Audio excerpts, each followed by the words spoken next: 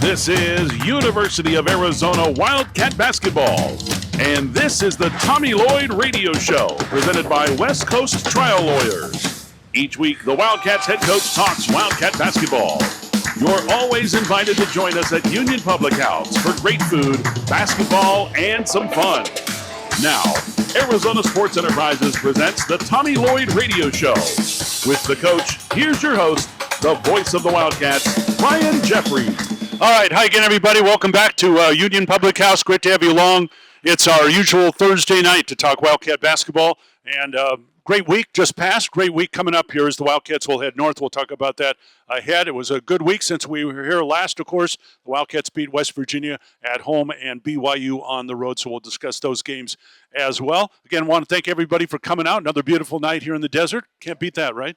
Beautiful. No, it's beautiful to be outside and have a light pullover on, so we don't get to do that too often. Usually it's too warm. Yeah, well, we'll just enjoy it. That's all we do. Just enjoy it. All right, let's go back to the game up in Provo. Heck of a ball game. BYU hit some big shots down the stretch. The Wildcats get the win. Braden Burries had a tremendous game both offensively and defensively at the end. When you went back and looked at the film, what'd you see? Well, I think you got to look at it, from the first perspective is, our guys did a great job in a hostile environment of staying steady to start the game. And then we were able to make a run towards the end of the first half. And I think we went into halftime with a 13-point lead, which is obviously quite an accomplishment. And then to come out in the second half, and you were able to kind of build that lead up to I think, 19 points, I think it got to. So, that says a lot. I don't know how many times those guys, BYU in Provo has been down 19 in a game. So I thought that was a great job from there. But you also have to respect the fact that, the other team you're playing is good and they're competitive and they're at home. And sometimes in basketball, there's these crazy rallies and, so we got to figure out ways to kind of stem that tide and what caused that to happen. So I think that's the second perspective you look at. Okay, how did we lose the lead? And not that when you're up 19 that you're going to be mad if you win by 13, but we obviously we didn't want to give them a chance to get back into the game and have literally a possession where they could have taken the lead. So we've looked at it from both perspectives and talked to our guys about it and I think it was a great learning experience. Both directions. I was going to say that sometimes we forget the other team is good too. And, no question. And they hit those clutch shots, and that to their credit. Yeah, they hit the shots they needed to hit. They changed their game plan a little bit, and maybe some of our guys were a little slow adjusting, and maybe our coaching staff was slow adjusting. But at the end of the day, you even if you don't make the adjustment, they still got to make the shot, and they made the shots, and we need to make it tougher on them than we did. But they BYU gets a lot of credit. I mean, they really in a game where we kind of maybe outplayed them for the majority of the game. They gave themselves a chance to win it, and at the end of the day, I mean that's a significant. That would have been a significant result for them had they been able to overcome that. And fortunately, we were able to kind of make one play down the stretch and get out of there with the W. Okay, so you've seen some tough environments, of course, on the road in the Big 12. Every environment on the road is tough in the Big 12. That one was pretty intense, and I think, again, credit to your guys because, I've never played in anything like that. I've never played anything close to that, but just the idea that... Up in Everett High School, they weren't like that? Or no, it wasn't Everett. It was Curtis High School. Curtis, my fault. Everett was a suburb, so anyway. So, 18,000 people, and they're loud, and for your guys to play that well through that, I think deserves a lot of credit to it. Yeah, 100%. I mean, it's this group's been really good, and we feel like we have a style of play that travels well, but you still have to go out and you have to do it in adverse situations. And one thing we talk about a lot is in order for us to accomplish ultimately what we want to accomplish as a program, we have to play well away from home. You're gonna at the end of the day, you're gonna have to do your best work away from home. And so that's something that's really important to us. And I thought our guys came out and for having some young, inexperienced guys, or they're gaining experience to come out and play the way they did was pretty impressive. Tell us about a little bit about the defense on A.J. Demonsa. He put up a lot of shots. I mean, he got his points, he got his average, but he didn't take over the game. And how important was the defense against him? He's a tough guard. I mean, he just moves a little bit different than other players, so he can, what I mean by that, he just, the way he kind of can get in and out of spaces and then take longer steps than you're used to because the game, there's a rhythm to the game that your players get used to playing against guys, whatever, a good player, 6'6", 6'7" player, this is how he moves. Well, he's 6'9" and he moves different. So yeah, it takes some adjusting to get used to it. I thought our guys got better guarding him over the course of the game as they got more reps and kind of got a little rhythm of guarding him a little bit. And I'm sure he had some shots he felt like he could make, so maybe you get a little bit lucky in that aspect. But I thought our guys did a good job not making things too easy on him. The biggest thing with him, honestly, is you have to, how do you guard him without fouling him, but still impact what he's doing? I mean, that's really hard to do because the way he moves, he can initiate a lot of contact and kind of gets you in difficult positions. So just a really good player, and we were fortunate, that he goes 6 of 24, and we're able to get out of there with a win. All right, Reggie mentioned on the air, he said a lot of the defense your team played, credit to reading the scouting report. It sounds simple, but knowing some of the things that he likes to do and that your guys were able to react to. Yeah, for sure. I mean, all these players have tendencies, and it doesn't mean they don't have a counter to the main thing they do, but you got to have an understanding what they're going to do in those moments, and you have to have kind of a database of information on your side that you can utilize in the moment. And I think our guys are getting better on that. We've really challenged them to kind of grow and understand their opponent's personnel tendencies and how we can give ourselves the best chance to get stops and contest shots and play without fouling. All right, Cats headed up to Tempe on Saturday to take on Arizona State, and then a week between games, we'll talk about the rematch between the Wildcats and the Sun Devils coming up. We're at Union Public House tonight with head coach Tommy Lloyd. More after this from Arizona Sports Enterprises. All right, welcome back again to Union Public House, our weekly visit with head coach Tommy Lloyd. We're presented every week here by West Coast Trial Lawyers, Arizona ASU on Saturday, noon at tip-off up in Tempe. I know there'll be a lot of Wildcat fans there as well. We look forward to that.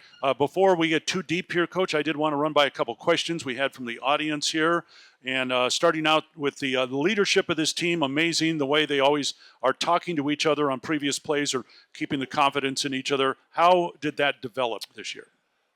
Well, first off, I think we have really good guys, that genuinely like to play for each other and are concerned about their teammates' well-being and how they're playing and feeling. So I think they do a good job of proactively communicating with each other. And, it's something we talk about and how you communicate with each other. How do you support somebody when they're struggling? How do you communicate something in a game? What language should we be using, and what are key words we should hone in on? I think it's just something you talk about in practice, and, we work on it.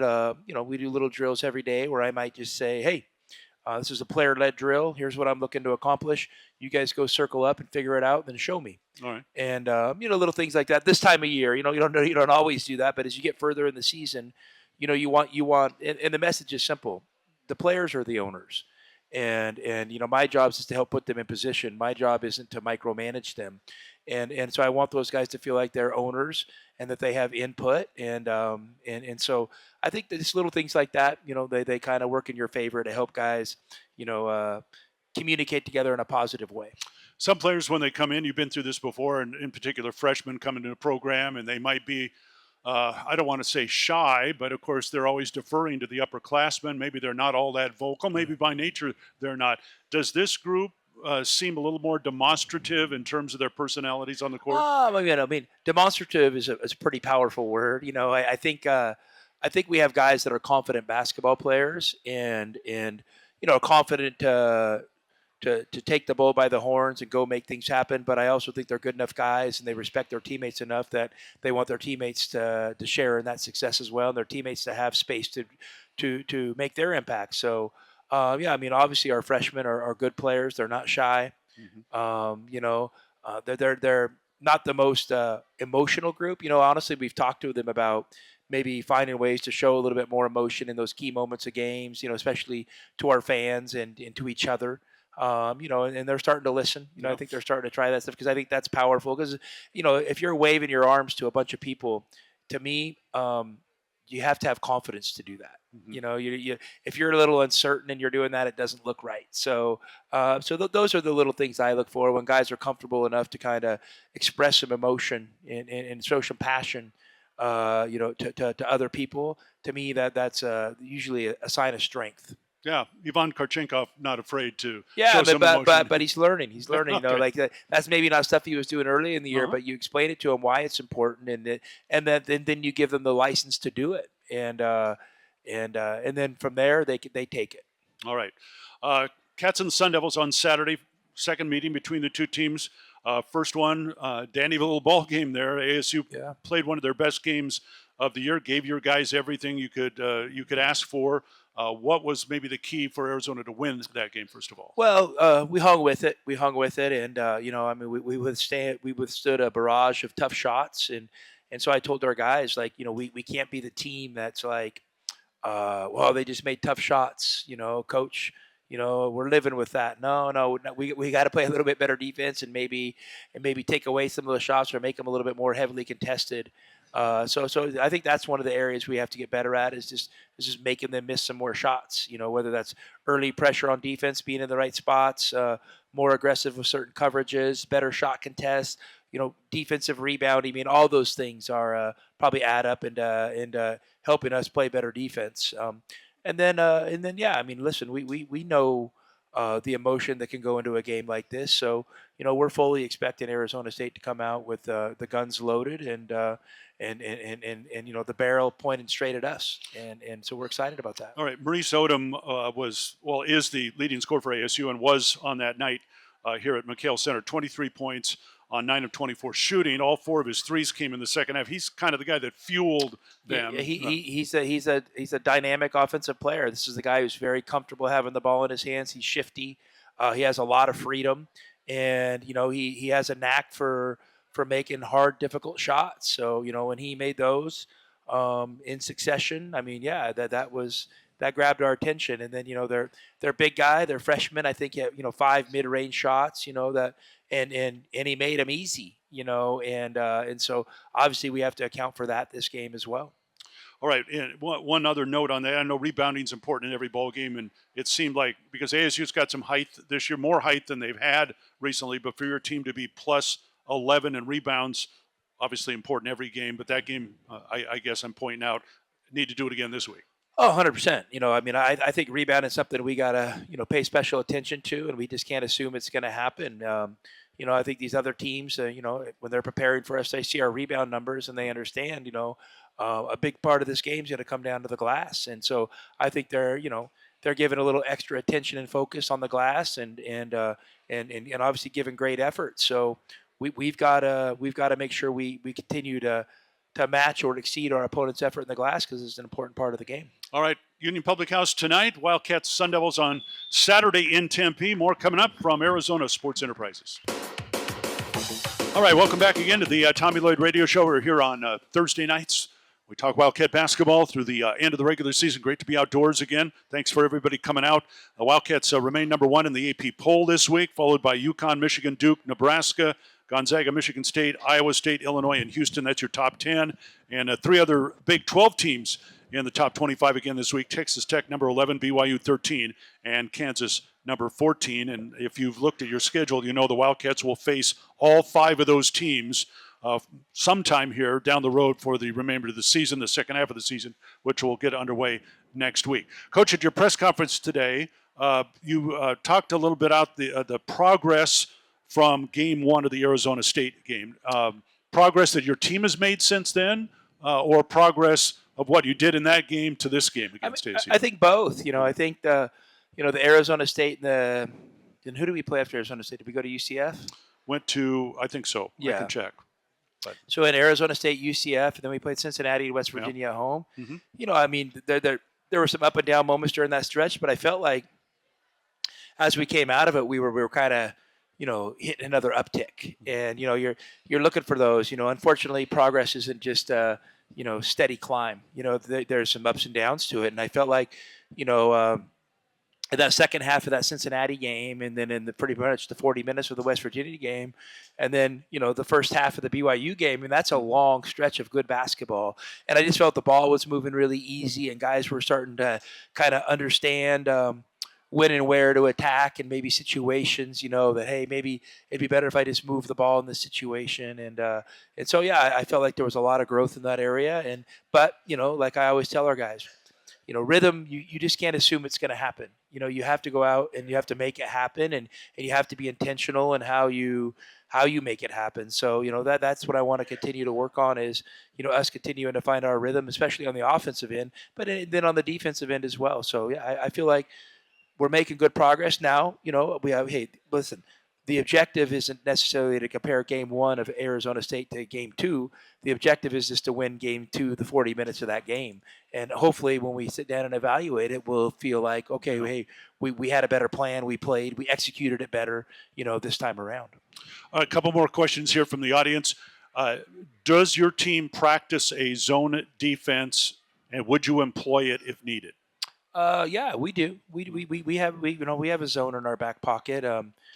But yeah, I mean, like I think defensively, this team has a real identity right now, and I think maybe, to the untrained eye, it's hard to see, but there's a lot of subtle little adjustments you can make within your man-to-man defense.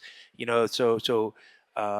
you also can change coverages within your man-to-man defense if you want to change looks. So man-to-man isn't just cookie cutter man-to-man. There's lots of variations of it and lots of little things you can do within it. So, maybe we're making more adjustments than people realize, but it's man-to-man. So they kind of have it simplistically organized and hey, they're just doing one thing, not making any adjustments. All right. So your team does a lot of switching on offense, correct? On defense? I'm starting with, on defense, starting with defense. Yep. Okay.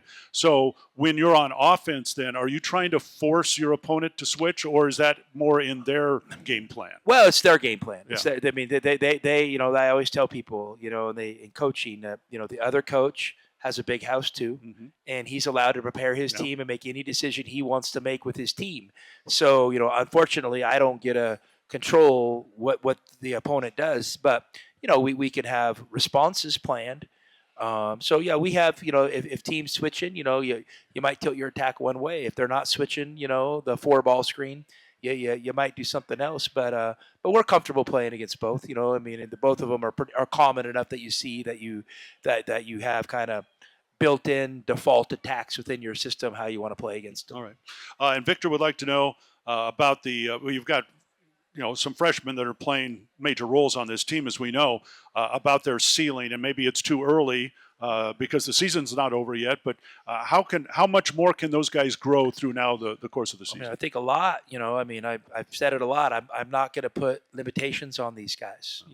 These guys are great young men. They're great teammates. They're unselfish. They're good basketball players, and they've been great learners. So let's just continue with that and see where it ends up. And we had practice today. We worked on things, and whether it's reinforcing old habits that maybe have dipped a little bit, or introduce new things here and there. So yeah, we're still full on the mindset of getting better and building and learning. All right, I know Nate might be able to answer this better because, of course, he handles all the media. But with the attention the team is getting right now, are more people asking more of you? Nate and Marisa, she's back there. They do an amazing job protecting me from all that stuff. And to be honest with you, I do a few things here and there, but there are a lot of things that we turn down because I'm just not looking for attention. I don't want this to be about me. I mean, I'd heard yesterday that our guys were going to be on the cover of Slam magazine, and I think that stuff's really cool, and it's cool for them. But as for me personally, I want our performance and the stories within our program, our players and the legacy of our program. I want those to be told. I'm not looking to be interviewed because I really don't have anything that smart to say. Well, I might disagree with that. So we got a lot of smart things out of you here tonight. Okay. All right. We'll take a break here. One more segment with Coach. We've got a special guest coming up. This is Wildcat Basketball from Arizona Sports Enterprises. All right. Welcome back again to the Tommy Lloyd Radio Show from Union Public House, and we're presented by West Coast Trial Lawyers. Great to have you along. We're here Thursday nights, and just a quick look at the schedule coming up for the Wildcats. As you know, they play Saturday up in Tempe against Arizona State. That'll be a noon game. And then a week between games, Oklahoma State here on February 7th. That's going to be the reunion day from the 2001 Final Four team. Then a Monday game at Kansas.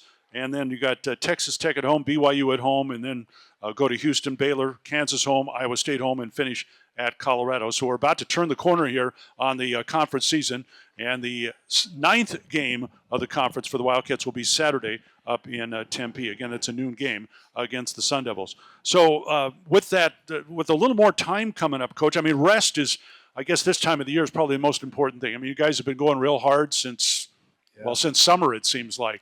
How valuable can this stretch? You got games to play, you got games to prepare for. You're not going to sit around, but at the same time, a little less, maybe travel-wise, etc. For sure. I mean, you always are mindful of where your team's energy's at, and But I also think it's really important to, throughout the course of a season, is to have a mindset to get better week by week. That doesn't mean you need to run yourself in the ground, but I think you have to have a kind of a now mentality, partnered with the next mentality, now and next. Like as a coach, like what's the most important thing now, and what's coming down the pipe next. So obviously, we have like a 72-hour window, to prepare and play this Arizona State game. So it's perfect. Let's lock in and play that, and then we'll get a day or two off.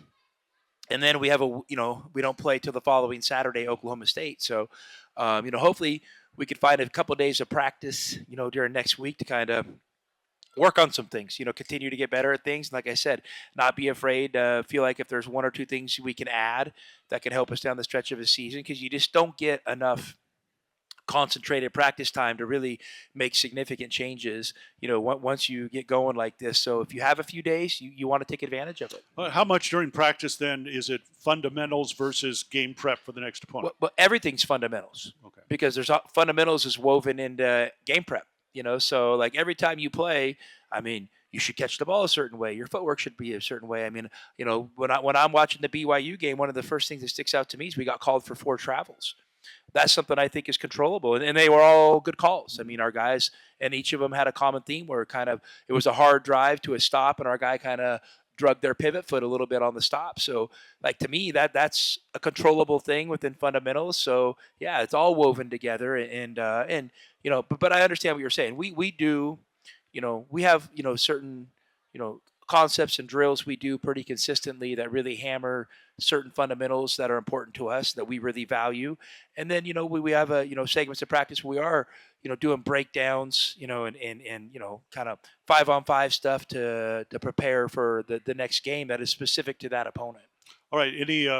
Can your assistants go out? I don't know what the window is right now for recruiting. Can they say anybody? Yeah. There's definitely some recruiting going on. The high school season's getting to the playoff time, and so, we've been out and about seeing a few guys, but yeah, I mean, I think the most important thing in recruiting, and this is what you try to explain to people and parents, is being present for the guys that are on campus. Because why would you be out all going crazy and chasing the next one and not doing everything you can with the one you currently got? So I think I've always told players, it's a real simple equation. My favorite players are the ones on our team. My second favorite players are the ones that have already played for us. Then the third one could be the guys that are going to come play for us in the future. But those guys that are going to play for us in the future eventually are going to become the most important guys. And I think if you keep that mindset in there, I think that's really important. And I think the players really appreciate that, and they value it, and they know it. So our staff spends a lot of time with our guys, and they do an incredible job. Every one of those guys you see, I mean, not only do they go to school full time, they lift weights probably every single day. They have, rehab, recovery stuff they're doing every single day. They're probably doing some sort of shooting an individual workout outside of practice, so yeah, those guys have a full time schedule, and our staff is the one, they're the guys that are kind of, running a lot of those workouts, and so it's a heavy time lift and time commitment for everybody involved. You were talking about footwork a moment ago.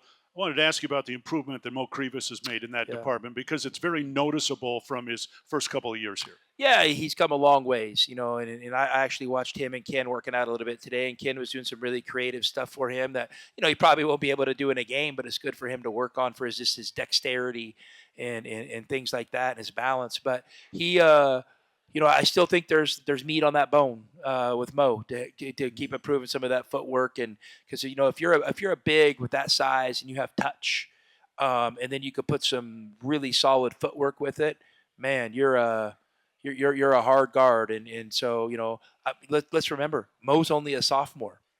I mean, that doesn't mean he's going to be, in Arizona for 3 more years, but I mean, that means there's a chance, Yeah. and he's going to continue to get better and better. And I think the longer he stays in college, he's going to be, one of, if not the most dominant player in the game. I think he's trending that direction, and that was always the long term vision, that I definitely had, and I had to continue to tell Mo that this was going to happen. It's going to be possible, but here's the process we have to go through to get there. And that process is hard. I mean, that's a hard process, and not a lot of people have the wherewithal and the patience and the stick-to-itiveness to get there, but he does. All right, so Mo's one of the younger guys. We have a special guest coming up here in a couple moments, and he's one of the older guys, but his first year at Arizona is Evan Nelson's great story. Tucson kid, went to Harvard, had a chance. He's got one more year left, said he's coming back to his hometown to play, and I know you've expressed several times how valuable he has been to this team. Well, Evan, first off, is just a great person and just a quality young man, and impressive, obviously. Tucson born and bred, going to basketball camps his whole life here, stars, for South Point, wins some state championships, goes to Harvard, has a good career, overcomes an injury. And then, he had an extra year to play. And so getting the opportunity to get him here was a no-brainer. I'm the only one that screwed it up just because I've kind of made a decision on this 8-man rotation. And I had a conversation with Evan a few weeks ago, and I apologize that he's not getting more opportunities. That's on me. And sometimes, you got to make hard decisions, but his character shows how high he's been just great to have around, and a tremendous asset in practice. But I also told him, the thing about this deal is no one knows what your team looks like in a week. Mm-hmm. We can all have these big dreams, and we should have big dreams, but there's this thing called life that gets in the way, and just things happen. And so you have to be able to react and respond to adverse situations. So I said, he's, one bad movement or bad landing away from being an important part of this team and on the court. And so I told him, it take a lot of toughness to be able to do that. And I know you have it. So if we ever get there, I sleep good at night knowing that, we do have a plan B, and Evan, I think, would be tremendous at it. And I just appreciate him being on the team. And I'm not saying accepting, the decision I've made, but being okay with it and being a great teammate, that's really important to me. And I don't think the players always understand how much I value that. You just don't take that for granted. I thought Conrad did a good job of that the last couple of years. I think Evan's doing a good job with it now. I think CeeDee's doing a good job with it now. And, a young guy like CeeDee, you stick with it and get better, your turn's going to come. A guy like Evan, man, I don't know what Evan wants to do in his next step, whether it's coaching or be in business. But if I was a business owner in Tucson, I would be knocking on that guy's door to hire him, and because he's that impressive. He's going to help any team or company he's a part of. All right. Well, I'm going to ask him what he wants to do next. How about that? Yeah, there you go. That'd be a great question. Okay. That's coming up next. Evan Nelson, thanks, Coach. Best of luck on Saturday. Thank you. All right. Head coach Tommy Lloyd here at Union Public House. We'll get Evan Nelson up here in a moment. This is Wildcat Basketball from Arizona Sports Enterprises. All right, welcome back to Union Public House Thursday night, talking Wildcat basketball, and we're pleased to have with us U of A star. I'm going to call you a star. Okay. Can I call you a star? Okay. Tucson native Evan Nelson with us tonight. And Evan, I want to thank you very much for being here. Coach talked a little bit about you there, and I think most of these fans know your story. Grew up here in Tucson. Took South Point to a state championship and had an opportunity to go to school at one of the outstanding academic institutions in the country back at Harvard. So before we get to any of that, do you remember how old you were, the game or anything, the first time you went to an Arizona basketball game at McHale Center? Man, I do not. But if I had to guess, it's probably I'm 10 or 11 in elementary school, and my mother worked at a Boys and Girls Club, Steve Drew Boys and Girls Club, and I think they would occasionally have us over and sit at the very tippy top of McHale, and just like have a community night or something, watch games like that. So that's probably my first memory. Yeah. Okay. I mean, had you been I mean, had you been an Arizona fan, or was that like, oh my goodness, I'm actually at an Arizona game, or did that kind of, was there a spark there when you got? Yeah, that's probably the start of it. I mean, my mom loved basketball. My dad also loved basketball, but she really liked North Carolina. But that probably started really the trajectory of like, oh my gosh, I can play basketball in an arena this big. That going to Sean Miller camps growing up, and just knowing what going to Choya High School and seeing like Sean Elliott's jersey up there, knowing that he went to Arizona too. I thought that was pretty cool. So yeah, just knowing that the stadium or the stage could be that big. Right. Yeah. Okay. Well, I want to ask you about your Sal Point days and the state championship. Do you keep in touch with any of your teammates from that? Absolutely. Okay. Braden, like I said, Grant Whiteman, Okay. of course, he's a really good friend of mine. Luke, Rosenblatt, Majuk, even my coach, Coach Reynolds. We still are in contact from time to time. So I try to keep in touch with a lot of those guys, and I still go back and watch games when I can. And Coach E, who is our assistant now, is still on the staff there. So it's nice to go check in and just see how they're doing and give the boys support. Okay. So I want to fast forward now. You were at Harvard for 4 years, played 3 years, team captain a couple of years. I gather it was a great experience for you from everything I've seen. I mean, basketball-wise, academically. What was your major? My major was sociology. Okay. And you graduated after, did you graduate after 4 years or earlier than that? Or Yeah, 4 years. 4 years. Okay. Well, congratulations, by the way. That's outstanding. So when did this whole connection to come back here kind of get started? Well, I had an extra year because my junior year I tore my Achilles, and that was just a devastating injury. And with that, I got a redshirt season. So I knew that my senior year there would just be like another year after. And of course, it's like, oh man, like if I ever have the chance to like go to Arizona, that's a lofty goal, but like I'm gonna take it. Mm-hmm. So I'm playing that season, trying not to think about it. What's next for me? Just staying in the moment. But when that season was over, TJ Benson did end up reaching out, and Grant also was like, "Hey, you might have a chance to come here, man." And I'm just like, "Well, when and how? Where do I sign? Like, let's get it done." Yeah. So, yeah, that was really late spring towards the end of our season. Okay, so what was that phone call like back to your family when all this occurred? Just a lot of shouting, hooting and hollering. Seriously, I mean, they really got to see me play, I think, man, 3 or 4 times when we'd come out to California. They came only to Boston for the visit and for senior night. I have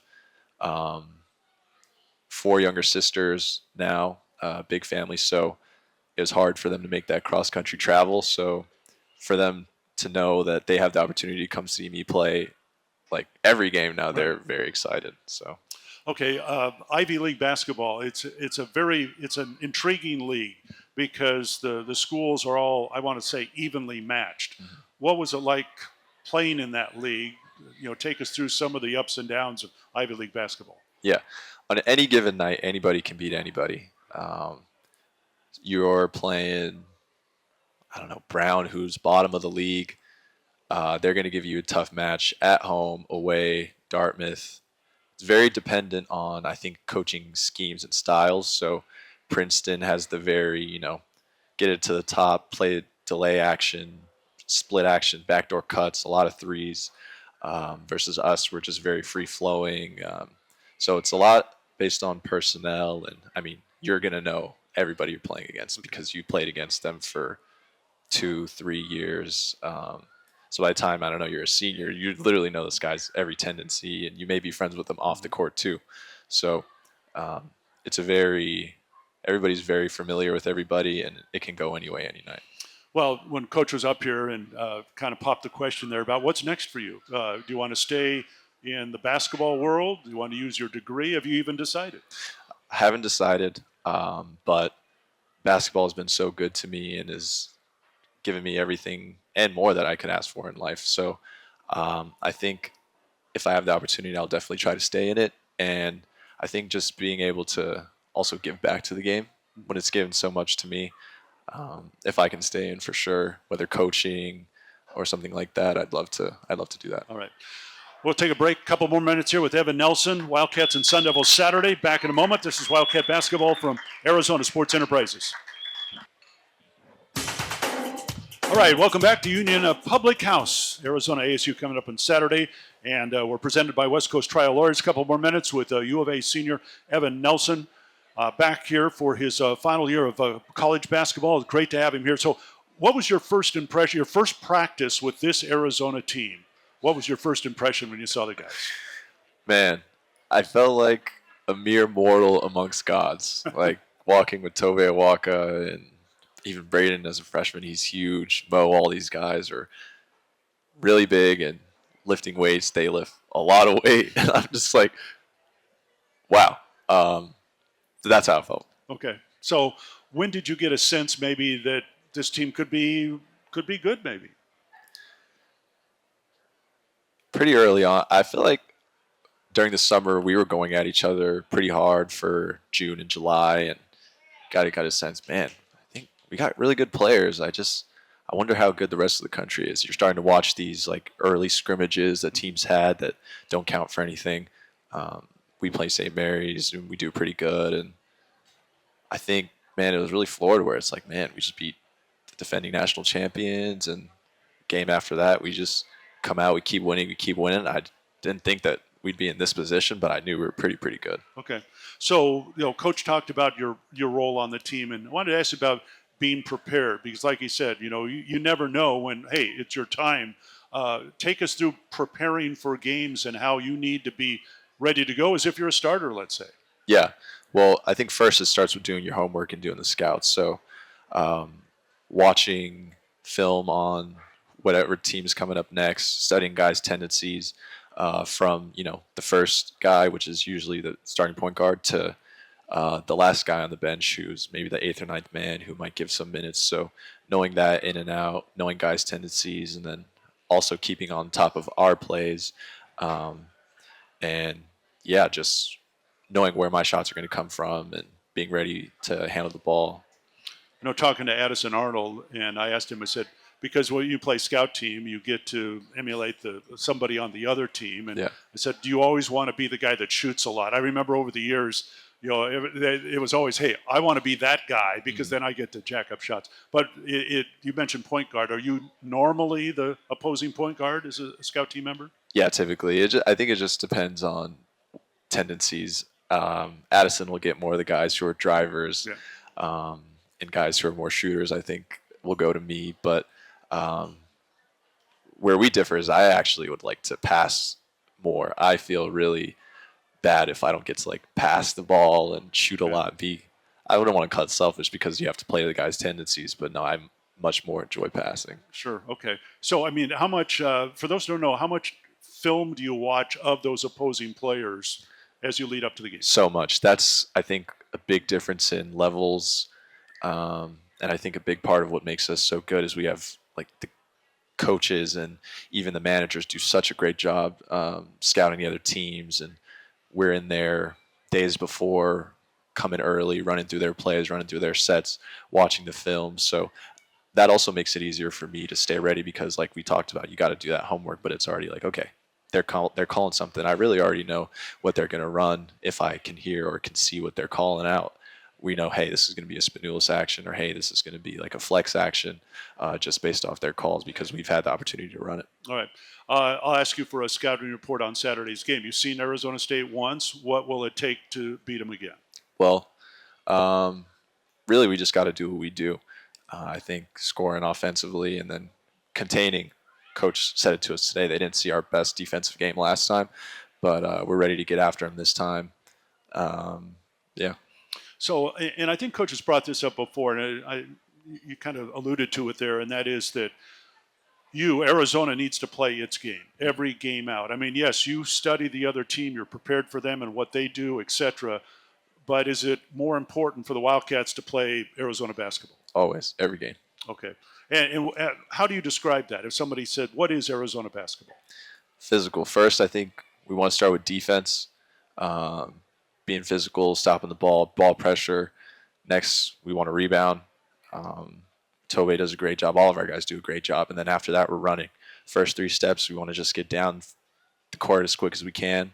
And then after that, finishing, we want to go paint first, obviously, get our looks in there, play physical. We've got, Mo and Tobey and Koa who are just doing a great job inside the paint. And then just ball movement, player movement, let everything flow, and shots are going to find the right guys, and we're going to finish. All right. Well, Evan, again, thanks for all your great contributions. Great to have you back here in Tucson. I know you're having fun, so let's keep it going, okay? Thank you. All right, Evan Nelson, our guest. Wildcat Sun Devils Saturday. We'll wrap it up in a moment. This is Wildcat Basketball from Arizona Sports Enterprises. All right, Wildcats and Sun Devils, 251st all-time meeting on the hardwood between the two rivals. Noon at tip on Saturday. Radio coverage at 11:30 from Tempe. It will be, by the time the weekend is over, a full slate of action in the Big 12. 12 of the 16 teams play on Saturday. Arizona ASU, of course. Cincinnati will visit Houston. Texas Tech at UCF. BYU goes to Kansas. Baylor at West Virginia. Oklahoma State at Utah. Then on Sunday, there's a couple of games. Iowa State at Kansas State. TCU at Colorado. And by the way, there was a game tonight. They are in the last minute of that game, and Iowa State is leading Colorado by 30 in Ames. So I think we can comfortably update the Big 12 standings right now. Arizona at 8-0 in first place. TCU, or check that, Texas Tech and Houston are both 6-1. Iowa State with a win tonight goes to 6-2. Then BYU, Kansas are both 5-2. West Virginia, UCF, 5-3. Everybody else under 500 right now as we get set to turn the corner in the Big 12 schedule, which will, for the Wildcats, turn a week from Saturday when they host Oklahoma State. So again, this Saturday, ASU, Wildcats a week between games. They'll host Oklahoma State at McHale Center after that. And then they go to another big Monday game at Kansas before returning home with a 2-game homestand against Texas Tech and BYU. And like I said, the second half of the schedule is big. So thank you for joining us. Back here again next Thursday here at Union Public House between 6 and 7. As always, bear down.